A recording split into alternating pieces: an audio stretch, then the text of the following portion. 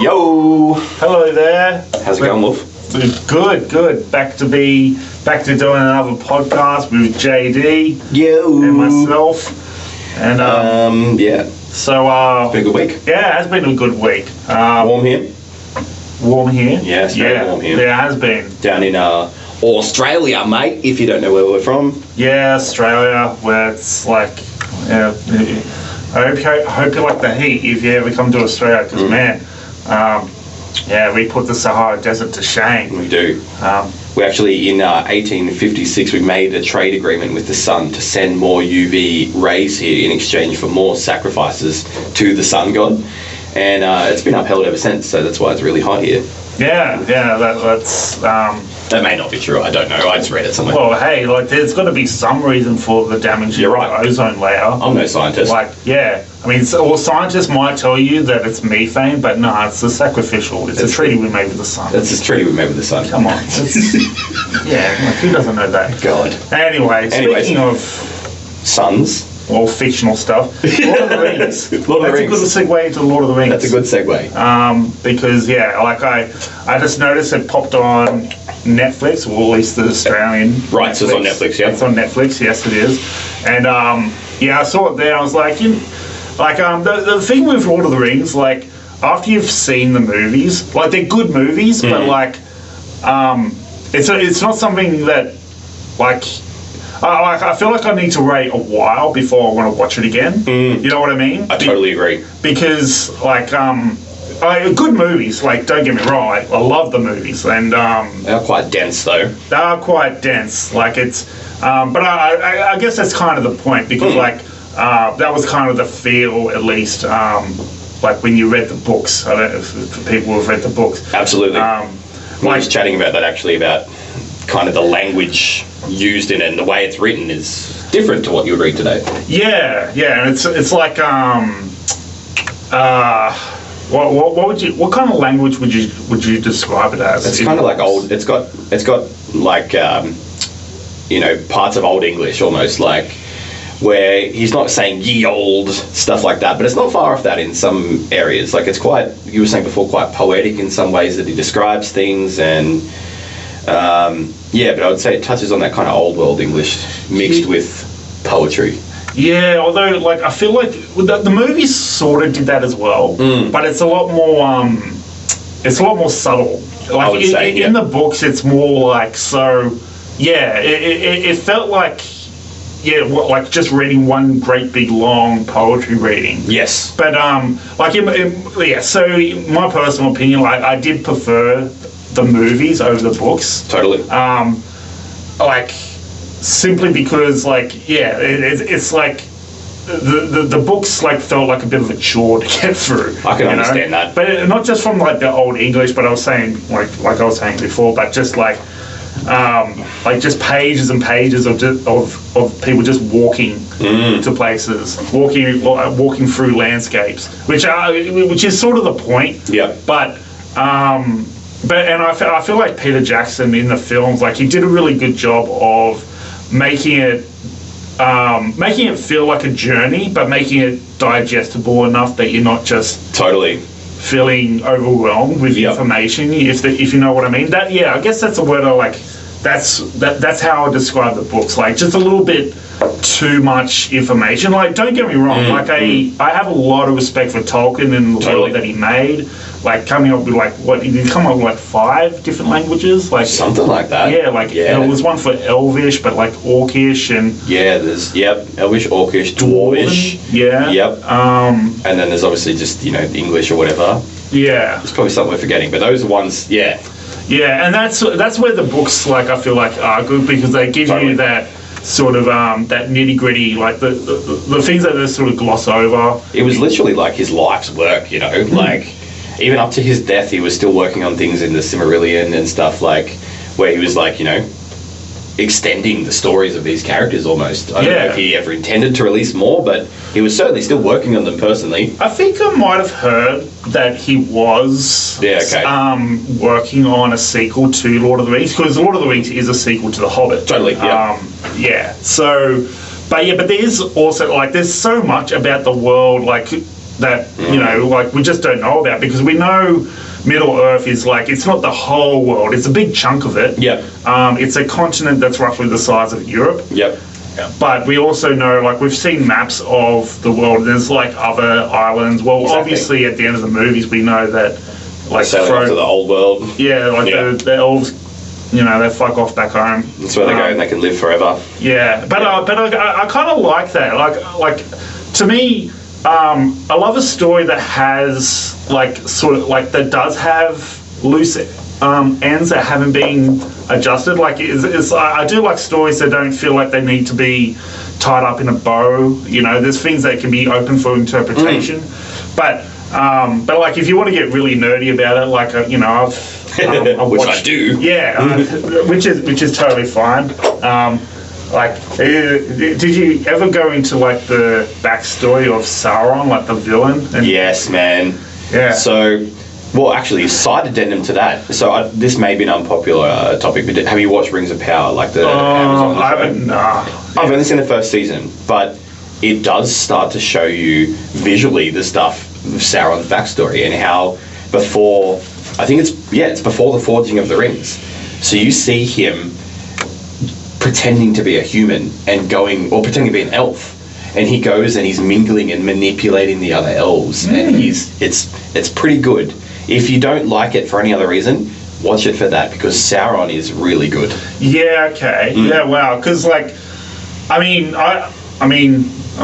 want to delve into too much political stuff, but the thing that's been like turning me off. But I'm going to try and get over this thing where people go, "Oh, it's turning into a bit of a woke direction." But it's like, I don't know. Like, Is it woke to discuss politics? I don't know. well, it's just yeah. I'm starting to get over like this sort of like manufactured outrage of going, what? Like, we're seeing slightly less skin than we did before. Yeah. Burn everything. It's like, no. ridiculous. Okay. Well, because I have like read into Sauron's backstory. Yeah, he was originally called Sauron the Deceiver. Yes. Because he was, although in layman's terms, like just the abridged version of what Sauron is.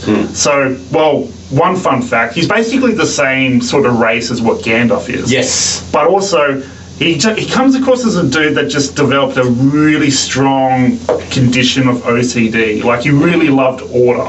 Okay. So, I guess ASD. Right. I have ASD, so I can relate. Yeah. But, I mean, I don't want to control the world, but...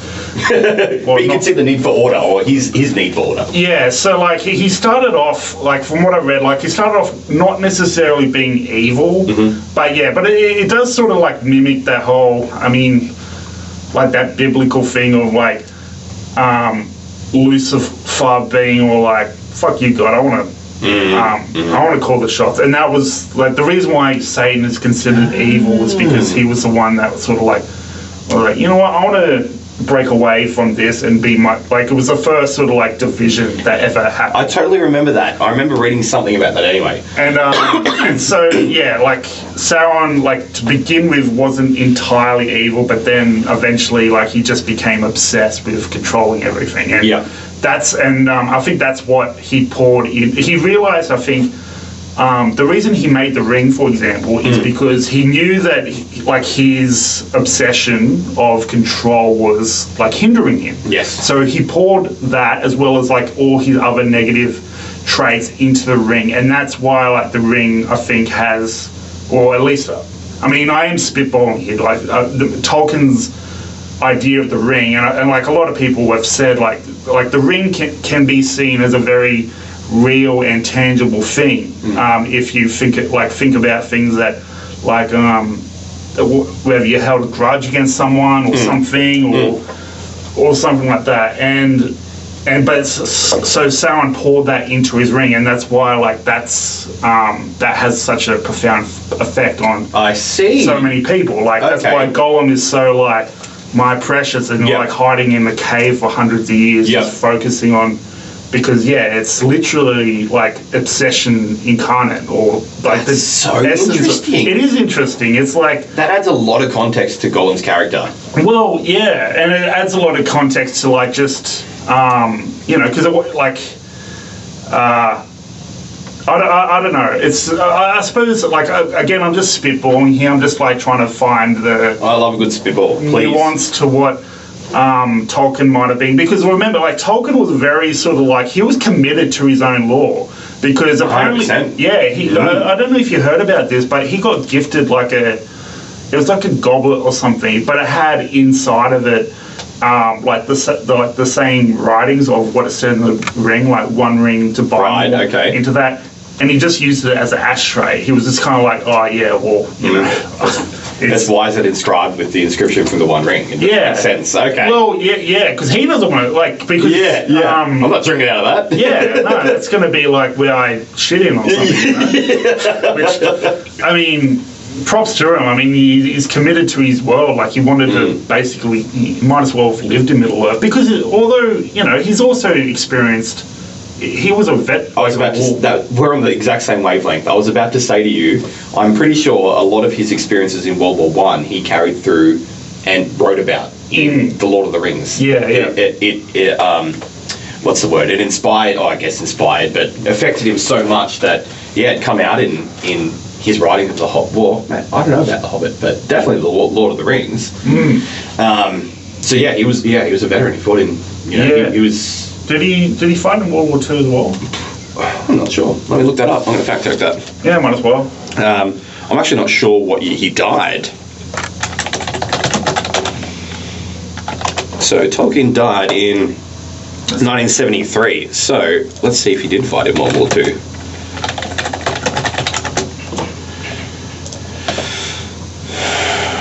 No, he did not fight in World War II, but he was in England during like the Nazi raids and stuff like that. So he would have like had first-hand experience. Exactly, but he actually fought in the Battle of the Somme in World War One, which is like one of the bloodiest battles in history. The fact that he survived that is like, let's look. World War One, Battle of Somme, death toll. Over 1 million casualties and 300,000 fatalities. Whoa. Yeah, until World War II, I feel I could be, overblowing this, but I'm pretty positive that the Battle of the Somme was the bloodiest battle in history until World War II. Jesus. And he survived that. Man. That alone is just mind-blowing. I feel like I can see why maybe he wanted to create this world, or maybe he just wanted something to escape towards. Absolutely, brother. So Can you blame him? Psychologically, he didn't have to. Yeah, because there's no way after surviving something like that, you wouldn't have like survivor's guilt or PTSD. Absolutely. Or probably saw his best mate to die. You know. Yeah. That's very rough. Oh yeah, I'm getting goosebumps. Me too, bro. Me too, because it's just such an incredible human experience. We won't ever hopefully, experience something like that. But this man not only survived one of the bloodiest battles in history, he went on to write one of the most beloved fantasy series of all time. Yeah, that's amazing. Man, I gotta man, I already had respect for Tolkien as a writer, but now it's like, man, he did a Van Gogh. Well, okay. Oh, a Doctor Who version of Van Gogh. That was a sad episode, man. It was a sad episode. Beautiful but sad. Beautiful, but yeah, it was also. I just remember at the end of that episode, like, how, like the curator was explaining to the Doctor while Van Gogh was in earshot of what he was saying, how like he was like the greatest man who ever lived because he was able to transform his pain into like beautiful stuff. And that's sort of like, and I do have respect for people that like can do that, because because a lot of people would use that and like turning it into something dark or something, which is nothing wrong with that. Like, but to use it and like make something that's really positive that a lot of people can get something out of, because that's the thing about like I was watching an episode of Suits, which is just like it's a very corporate, very sort of like. You've mentioned I should watch it. Diverging to Suits, but like the reason I like Suits is because it's pretty inaccurate as to what the actual practice of law is. Right. But the actual the theatrics that go into law, which a lot of like theatrics do, because like when you're presenting a case, when you're arguing for something, you kind of have to play as a character a little bit. Yeah, absolutely. To an extent, especially if you're like a barrister as well. Totally. So that sort of stuff, like from what I've seen, channels like Legal Eagle, who recommend that channel. Oh, I love that channel. I'll put the links down below. Like he says, like things like the interview process and how they set up depositions and all that sort of stuff is very accurate. And I really like the show for its use of language. Yeah. Or the use of the English language. Yep. Because. Yeah, and I really like that quote that, Jessica, the characters Jessica and Lewis are talking about Lord of the Rings. Jessica says, like, the Lord of the Rings is about power, whereas Lewis reckons it's about friendship. And I kind of agree. It's about friendship. It's about friendship, you know? It's like... if anything, I think that it shows throughout the series that the want for power is corrupting. Even in the fact that, like Faramir, he tries to take the ring from Frodo in the first one. Boromir. Oh, it was a Boromir, was it? Yeah. Sorry. Boromir tries to take the ring from Frodo, and then like in the Two Towers, then he meets up with Faramir, and then Faramir you're right. was like, oh, well, we'll bring you back to Gondor because we can use it. But Gondor should have the ring. Yeah, but then Sam was like, well, no, because that's what killed Boromir. Like, it's not going to work. And then Faramir was the one who was like, oh, okay, well then you. Yes, you're right. But the only kind of problem that I have with that is like, okay, but like at least send some dudes with them, like a guard. Like, just one dude. One dude to maybe keep an eye on Gollum. Yeah, there's also like 100,000 orcs out there looking for them. Yeah, it's just like really you're just gonna go, let the ring of power just be he'll sort it out. Yeah, just be past Sauron, it'll be fine. It'll be fine. Oh man. It's like when he met up with Gandalf and it was Gandalf like, tell me everything. Why didn't Gandalf be like, dude, what the fuck were you thinking? I'm so sorry this has happened to you. I should have left some adults there because clearly you're not equipped for this. Like, that's a lot for a hobbit, It is a bit. Well, luckily, obviously Frodo had Sam, and like again, it was supposed to be like friendship triumphs over. Well, really, I mean, Sam is, if you look at it, Frodo nearly gave in at the end there. Well, yeah. He did. Without Sam, I don't think that the ending would have ended the way that it did. Sam was as integral as Frodo was to that journey. Well, yeah. Well, if anything, I'd say he was more so. Yeah. Like, although I do like the fact that, like Tolkien definitely did. Well, I mean, I do remember in the films. I don't remember so much in the books, but there was a moment where Sam had the ring. Yes. Because he had to keep he was minding it as when he was stunned by the spider. Shelob, I think it's that's right. And Shelob. Yep. And the orcs took them back to the castle, and but there was a moment where Sam was like, I was hesitating a little bit. He was, the ring, Yeah, Frodo's like, Sam, give it, and he's like looking at it. But I forgot about this scene. This is in the first movie, and it's like within the first half an hour when Frodo tries to give the ring to Gandalf after Gandalf tells him what the ring is, and Gandalf is like, no, don't give it to me, because see, I would use it out of a desire to do good, but through me, the ring would do evil because that's what it's meant to do. Yeah. I might think that I'm wielding it and I want to do good with it, but it would corrupt me too. Because at the end of the day, you can almost see the ring as a sentient. Absolutely. Because it is. It's got part of Sauron in it. Yeah, and it wants to get back to Sauron. Yep. I have watched a few documentaries. If I can find them, I'll link them below because they're pretty interesting. But there's alternate, what would have happened if Gandalf had actually took up the offer and took the ring. Yep. Apparently it's Gandalf would have just he would have been like Gandalf the Red or some shit. He would have just absolutely. He would have kicked Sauron's ass. Apparently, he would have. But then what does he do after that? Well, it's they said what would likely happen after that is like everyone, like Frodo, like Legolas, Aragorn, would just turn on him. Yeah. And then pretty eventually, like, he would become pretty much, well, very similar to what Sauron, because he became- was pretty much that.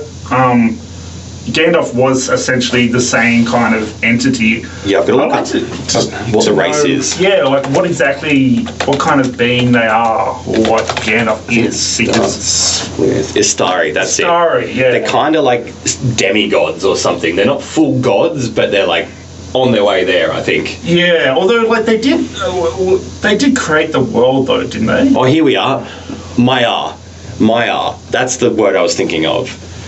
Wizards like Gandalf are Maiar, but took the form of men. The wizards of Middle Earth are Maiar, spirits of the same order as the Valar, but lesser in physical power. Yeah. Okay. So yeah, they're not quite full gods, but they're pretty close. Yeah, okay. That's how he can defy death and, you know, stuff like that, because he's only wearing the shell of a man. He's not actually a man.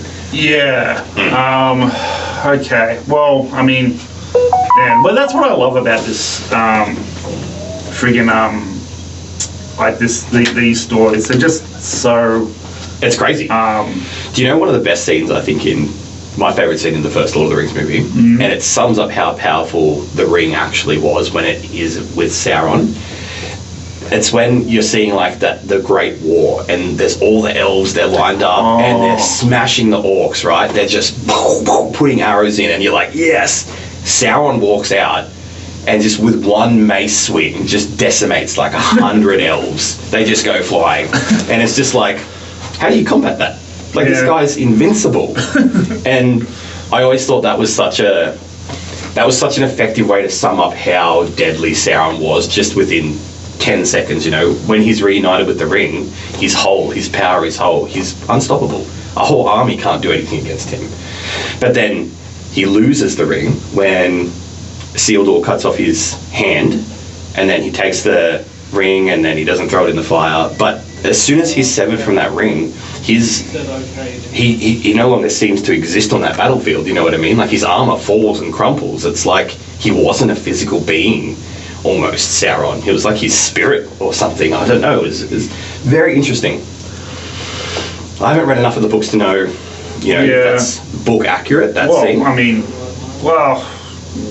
it's been a while since I've read the books myself. I think I was in year 6 when I read them. and like, I have, like, because the thing is, like, if he's, I guess as well, because he's the same sort of, like, well, what do they call him? Maiar. Yeah. Like, which is what Gandalf is. Yep. And if you know, like, Gandalf isn't like a wizard like in Harry Potter, where like they're throwing fireballs and like they're using wands and they're shooting spells at each other like it's a, I don't know, like a duel almost, you know. Yeah, it's like his magic is more subtle. It's like, you know, I like that scene where like Bilbo's getting a bit antsy with the ring, and then like Gandalf, there's a moment where he definitely becomes more intimidating. Oh, he like chastises. He's like, I'm not trying to rob you, you know. I'm trying to help you. But it's like all of a sudden he looks like 1,000 feet tall, and it gets really dark. Yes, the light dims and stuff. Oh, it's so sick. But then when he goes, I'm trying to help you, and then it becomes soft again. It's just like, and I feel like just little things like that, and just like, I don't know, just having a very sort of like deep connection with nature, and like being able to talk with animals, like the eagles, even like the little bugs and stuff, like the moth. Yeah, and I feel like that might have been part of what Sauron was able to do, as far as, you know. Well, watching the Rings of the Power, you're right. Yeah, he's very much like that. Yeah, I've got to watch those. Except he doesn't use his powers for good, or he's manipulating the world around him to get what he wants. Yeah, he's going to people being like, hey, like, I know this is a bit out of character, but like, I just like this idea of like this, you know, Gil from The Simpsons. Gil. Gil, like, I brought this war from home. Yeah, well, Yeah, it's like, is he going around being all like, come on, buy some wings, come on, like, Get how bold Sauron out. yeah, like, just come on. I'm about to be evicted. I know, right? It's just like, yeah, I don't know. Oh, I Well, love Gil. yeah, but yeah, I guess he's more intimidating than that. Yeah, he's kind of just he presents as like a noble elf, but he's just backstabbing everybody pretty much. Is he? Oh man, is he? He's not played by like Littlefinger from. No, that would be Game good of though, Thrones. wouldn't it? No, he's No. played by a very handsome man. I'm not sure who it is. Yeah, okay. Um, That would have been a nice touch. I wanted to talk about one more thing separate from Lord of the Rings, if you wouldn't mind, because it's a case that I've been following for a while. I just thought it'd be an interesting kind of little side piece. Have you heard of a woman named Sarah Boone? Sarah Boone. So, you might have heard the case. So, she was a woman in America last year, I think it was, maybe a few years ago, and she locked her husband in a suitcase. And he suffocated and died. I think vaguely I remember hearing something about that. Right. So, pretty much what happened was they were a couple, they were drinking, and they were playing, just playing around, whatever. And he realised, I can fit in our luggage. I'm going to get in there. Zip me up. Yeah, okay, I do remember this. Yeah. And so she zips him up and then doesn't unzip him. Forgets, yeah. Well, that's what she says initially. She says, I forgot, I went to bed and he died. It came out during the discovery process that there was videos on her phone of her actually filming the suitcase and taunting him while he was in it. She knew. Oh, yeah, I do remember. Yeah. Pretty dark stuff. Anyway, so she actually just got sentenced to life in prison. Yeah. I think it was yesterday or 2 days ago. Yeah, right. So yeah, I just thought that was it. For anyone who hasn't watched the case or know anything about the case, like I'm not doing a great job of explaining it. I just thought it was a very interesting thing that happened recently. But I implore you to look into the whole case because it is insane, and the way that she acts in her own defense is insane. She went through 9 lawyers, and she was offered a plea deal for 10 years, right? Mm-hmm. She was so stubborn that she didn't take that because she really believed she was innocent. Yeah. Because she didn't take the plea deal, she got life in prison. But anyway, Sarah Boone, very interesting case and a very interesting kind of case study of just the psychology of, I guess, a criminal. Yeah. Just how unwilling she was to take ownership of her actions right up to the end. Yeah, I mean, like, especially if there's like, if she's got like video footage of her like being like knowing that he's trying to get out. Yep. Probably. She's like going, "This is what you get. This is what you get." Yeah. Okay. Yeah. Wow. Well, free. That's right. But the whole case, she continues to deny that she's responsible for anything that happened. That it was just a game. She forgot he was in there. Yeah, man, it's insane. Well, I mean, I don't know. It sounds like it's just a simple matter of someone digging their own grave. Absolutely. Yeah. But I had to add that in there for anyone who finds that sort of stuff interesting because I just watched that last night and it was just. Where did you watch it? I'll add the link in. I can't remember. It's a YouTube channel and they do great. It's called Dreading, actually. Sorry, they do great breakdowns on criminal psychology. Yeah. Okay. Yeah, we'll whack in the link below. But anyway, sorry to hijack that conversation. That's so good. It's a nice little segue from from how cool Gandalf is into Gandalf into depraved humans. Yeah. But yeah. Anyway. Should we leave it there? Yeah. I think we've chewed enough ears off for today. Thank you everyone for listening and coming and stay cool. I'm sure we'll talk to you again next week. Yeah. Thanks everyone. This has been Wolf. This is DJ. You. And we'll talk to you next time. And subscribe. Or tell us, leave a comment down below about if you want us to talk about anything else. Please, because we kind of just spitball, so anything that you guys want to hear about, let us know and we'll give you our opinion on it. That's the most we can do. Yeah, like I literally just thought of like Lord of the Rings 5 minutes before the podcast, so it's not like this is scripted. Yeah, There's too much. Definitely not scripted. Yeah. Anyway, Total the Wolf, baby. Woo! Woo!